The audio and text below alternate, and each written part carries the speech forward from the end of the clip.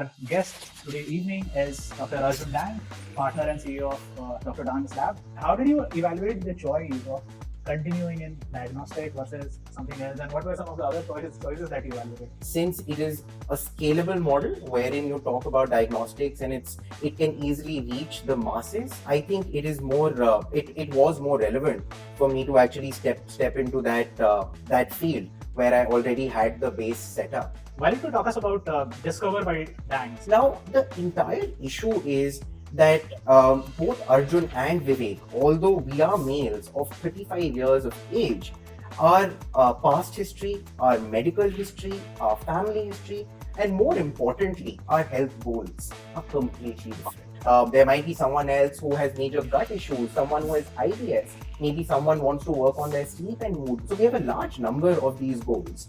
And once you enter into that, if you're an existing DANGS patient, then we have an algorithm that looks at your longitudinal data and also adds your abnormal tests from your previous reports into the curated package. Another factor is if I have to say, for example, choose a dentist or choose any specialist, I would usually ask my friends, when I'm visiting a lab for my checkup, how much does the skill and competency of the pathologist matter?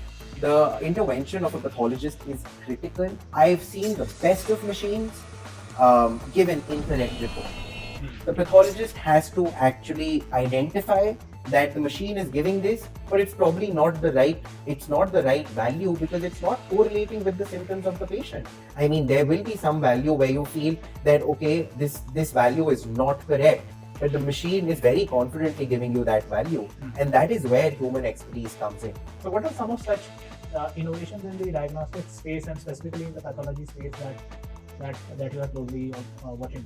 I think in the years to come, innovation is going to be more technology driven, where we look at, it's not just a super app, it's something that is a small chip and your entire lab is inside that chip, what I just spoke about.